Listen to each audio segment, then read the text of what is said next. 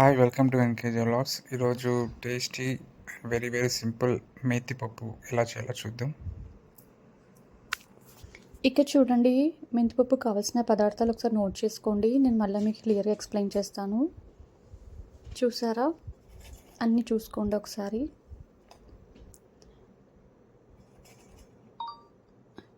ఇప్పుడు చూడండి, first cooker తీసుకొని దాంట్లోకి 3 స్పూన్స్ ఆయిల్ వేసుకోండి. ఫస్ట్ తర్వాత వేస్తున్నది ఏమనుకుంటున్నారా? మా మమ్మీ చేసి చూపిస్తుంది. ఇది మెంతిపప్పు చాలా ఇయర్స్ నుంచి చేస్తుంది.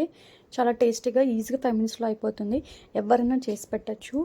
కొత్తగా పెళ్ళైన వాళ్ళకి చాలా ఈజీగా చేసి పెట్టచ్చు.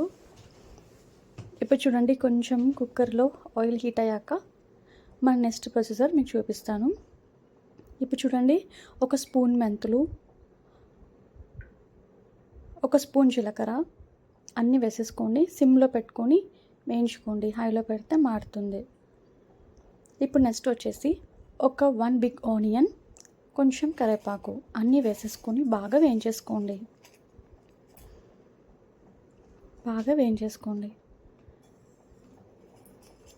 ఆ తర్వాత ఇక్కడ చూడండి, ఆ కలర్ రావాలి, ఎక్కువ మార్చకూడదు.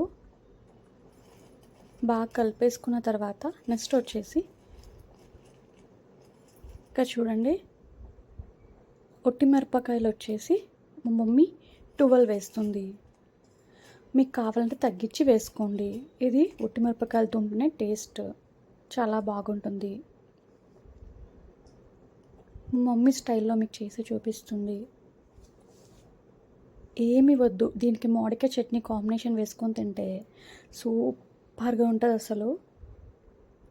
ఇప్పుడు నెక్స్ట్ వచ్చేసి 10 ఎల్లిపాయలు, కొంచెం చిన్న నిమ్మకాయ అంత చింతపండు తీసుకొని దాంట్లోకి మొత్తం వేయించేసుకోండి. అంత తిరువాతలో వేయించేసుకోండి. ఇవంతా అన్ని సిమ్లో పెట్టుకొని బాగా నిదానంగా వేయించుకోండి. దీనికి మామిడికాయ చట్నీ కాంబినేషన్ చాలా బాగుంటుంది. ఇది పప్పు కొంచెం గట్టిగా వస్తుంది. మీకు కావాలంటే హాట్ వాటర్ వేసుకోండి, చల్లనీళ్ళు అయితే వేసుకోకండి. ఇప్పుడు వచ్చేసి 1 గ్లాస్ బ్యాల్ తీసుకుని మా మమ్మీ బాగా శుభ్రంగా కడిగేసి దాన్ని అంతా బాగా వేసేసి దాన్ని కూడా కొంచెంసేపు వరకు వేయించుకోండి. సిమ్లో పెట్టుకొని కొంచెం వరకు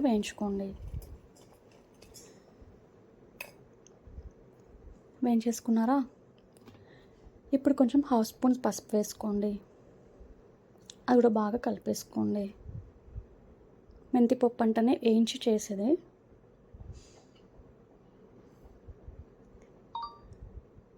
ఇప్పుడు వచ్చేసి నెక్స్ట్ చూడండి, 1 గ్లాస్ బ్యాలకి మా మమ్మీ 4 గ్లాస్ ఆఫ్ వాటర్ వేసింది.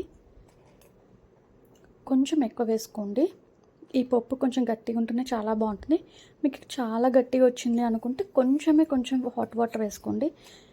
చెడిపోదు, పప్పు బాగుంటుంది.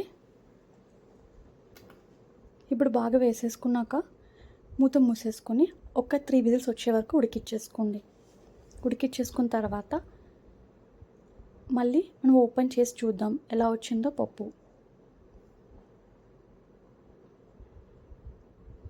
ఇప్పుడు చూడండి, పప్పు బాగా వచ్చేసింది, గట్టిగా వచ్చింది. మెంతి పప్పే గట్టి పప్పు అంటారు. చూడండి, ఆ విధంగా రావాలి. మమ్మీ చూపిస్తుంది చూడండి.